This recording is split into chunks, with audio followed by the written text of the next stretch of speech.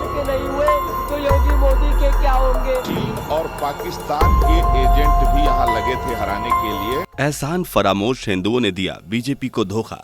कैसे आज देश भर में कमल तो छाया हुआ है, लेकिन जिस शहर को कमल बनाने का ख्वाब बीजेपी ने सजाया था वहीं से उसे निराशा हासिल हुई है। आखिर क्या हुआ ऐसा जिससे मोदी योगी की जोड़ी राम मंदिर बनवाने और तमाम प्रोजेक्ट्स तैयार करने पर पछता रही होगी? क्या है पूरी वजह, आइए जानते हैं। जहां मोदी योगी ने बहाई विकास की गंगा, वहीं के हिंदू निकले धोखेबाज। जातिवाद के नाम पर बढ़ गए अयोध्या के हिंदू, नहीं थामा विकास का हाथ। कैसे मोदी योगी ने मिलकर अयोध्या की तस्वीर बदल दी, कैसे आज अयोध्या दुनिया भर के लोगों के लिए एक आकर्षक जगह बन चुकी है और कैसे अयोध्या ने खुद के ही पैरों पर कुल्हाड़ी मारी है, आइए जानते हैं। दोस्तों, ये कहावत तो आपने बहुत अच्छे से सुनी होगी कि जिसके बारे में जितना अच्छा सोचो वही आपके लिए बुरा सोचता है। ये कहावत आज अयोध्या वासियों के ऊपर एकदम सूट करती है, क्योंकि ये अयोध्या जैसी पवित्र नगरी के वही निवासी हैं जिन्होंने देवी सीता को नहीं बख्शा, तो इनके सामने अयोध्या को देश का एक बेहतरीन शहर बनाने वाली बीजेपी कौन है? किसी ने सही कहा है कि दोस्तों कि लोग हमेशा धोखा तो गलत लोगों से खाते हैं, लेकिन बदला अक्सर अच्छे लोगों से लेते हैं। पर ऐसा करने में वो अपने लिए कुछ अच्छा नहीं करते, बल्कि वो खुद के पैरों पर भी कुल्हाड़ी मार लेते हैं। आज यही दृश्य अयोध्या का है। वहीं अयोध्या जहां इसी साल जनवरी 2024 में एक भव्य राम मंदिर बनकर तैयार हुआ, किसके लिए? अयोध्या वासियों के लिए। आज अयोध्या देश का एक ऐसा शहर बन चुका है जो दुनिया भर के लोगों को अपनी ओर अट्रैक्ट कर रहा है। वहां एयरपोर्ट से लेकर रहने के लिए होम स्टे और ना जाने क्या क्या सुविधाएं शुरू की जा रही हैं। ये सब किसके लिए? अयोध्या वासियों के लिए। पूरे अयोध्या को एक डेवलप्ड सिटी बनाने का सपना बीजेपी का किसके लिए? अयोध्या वासियों के लिए। दोस्तों, वाकई इतना सब कुछ तो शायद अयोध्या में और किसी सरकार ने आज तक नहीं किया होगा जितना बीजेपी सरकार ने किया। लेकिन सच बात तो यह है दोस्तों कि हर कोई बदल जाता है, लेकिन ये जो एहसान फरामोश लोग होते हैं ना, वो कभी नहीं बदलते। और आज एक बार फिर एहसान फरामोश लोगों ने अपनी नीयत के बारे में देश भर को बता दिया है।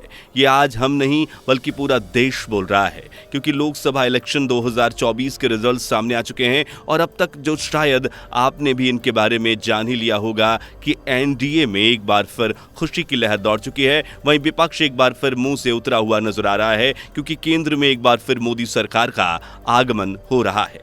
आज ये खबर सुनकर देश भर में एक अलग ही खुशी का माहौल बना हुआ है। लेकिन इस चांद जैसी खुशी पर दाग का काम अयोध्या ने किया है, क्योंकि आज अयोध्या ही एक ऐसी जगह है जो सबसे ज्यादा चर्चा में है। जहां के फैजाबाद में जो हुआ वो शायद भारत में क्या दुनिया में किसी ने नहीं सोचा होगा।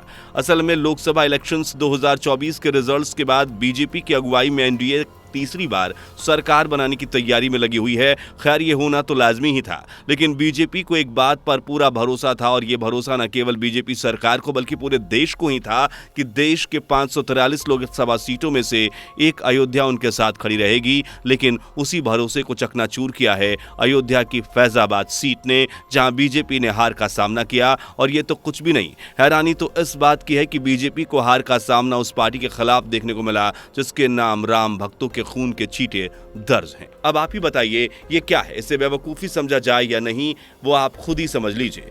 आज जहां अपने भारत देश में हर शहर विकास का रास्ता चुन रहा है, लेकिन ये लोग तो आज भी जातिवाद में पड़े हुए हैं, क्योंकि आज यूपी का अयोध्या एक ऐसी जगह है जहां राम मंदिर बनने के बाद उसका नाम देश में नहीं बल्कि विदेशों में भी सुना गया।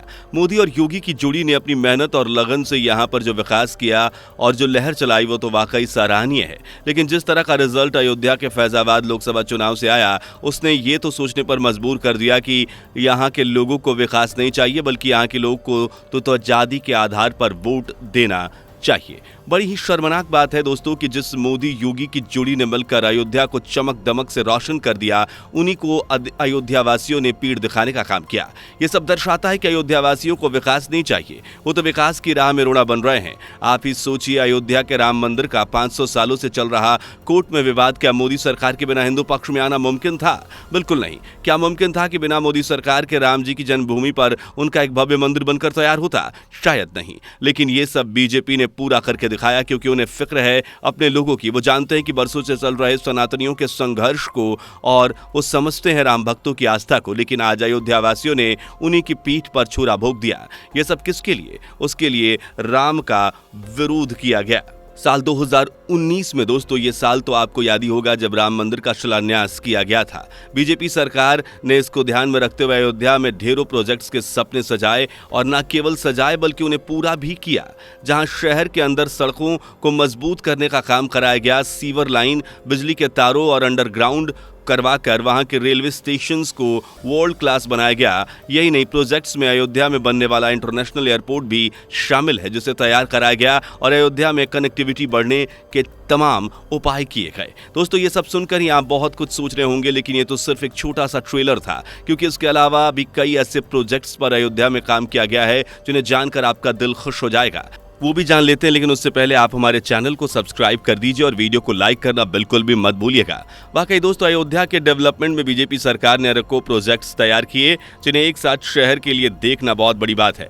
आप ही सोचिए, अयोध्या में डेकोरेटिव पोल और हेरिटेज लाइन की स्थापना का कार्य सरकार ने कितनी तेजी से किया, और ये किसके लिए किया, क्यों किया सरकार ने कौशल्य सदन का निर्माण। इसके साथ साथ आपको बता दूं कि इसके साथ साथ यहाँ पे जरूरत ही क्या थी नए नए होटल्स को बनाने की। इतनी नहीं, मोदी सरकार ने दर्शन नगर के पास रेलवे ओवरब्रिज जैसे कार्य भी किए। इन सब के अलावा अमानीगंज में मल्टी लेवल पार्किंग, पंचकोसी में 14 कोसी पर इंटरप्रिटेशन के साथ साथ नया घाट से लक्ष्मण घाट तक टूरिस्ट फैसिलिटीज का डेवलपमेंट, और तो और अयोध्या सोलर सिटी का कार्य पूरा किया गया।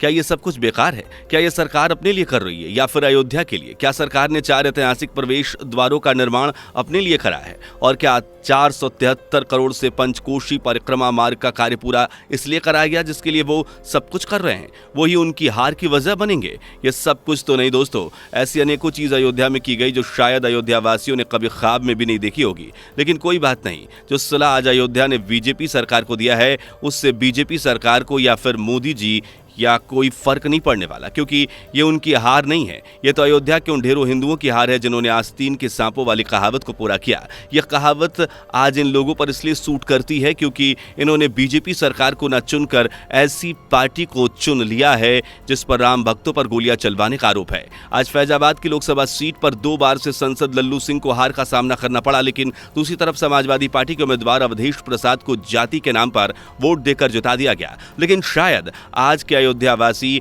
राम मंदिर के उस 500 साल के संघर्ष को भूल गए हैं। ये लोग भूल गए हैं कि जब साल 1990 में राम भक्तों पर गोलियां चली, जी हां, असल में साल 1990 में समाजवादी पार्टी के मुखिया रहे मुलायम सिंह यादव के मुख्यमंत्री शासनकाल में कार सेवकों पर गोलियां चलाई गई थी। इसी दौरान एक साथ 5 राम भक्तों को मारा गया था। ऐसा पहली बार नहीं हुआ था, जबकि इस घटना में कुछ समय बाद फिर राम भक्तों के लिए काल बनकर एक दिन आया जब दूसरी बार पुलिस की बंदूकें गरजी थी और उस दौरान दर्जनों कार सेवकों की हत्या की गई थी। पर शायद इस बात को आज के अयोध्यावासी भूल चुके हैं। तभी तो कहा जा रहा है कि ये वही अयोध्यावासी हैं जिन्होंने देवी सीता को नहीं बख्शा, तो ये बीजेपी को कैसे बख्श सकते हैं साहब? लेकिन फिर भी कमल तो भारत में खिला ही था और खिलेगा ही, फिर चाहे विरोधी कितना ही क्यों ना दम लगा ले। क्यों दोस्तों, आपको वीडियो कैसी लगी कमेंट में बताइए। वीडियो को लाइक शेयर के साथ ही चैनल को सब्सक्राइब करके बेल आइकन प्रेस करना ना भूलें। मिलते हैं अगली वीडियो में। Bye bye. दोस्तों, आपको स्क्रीन पर 2 और वीडियोस दिखाई दे रही हैं, जिसे देखने के लिए स्क्रीन पर क्लिक करें।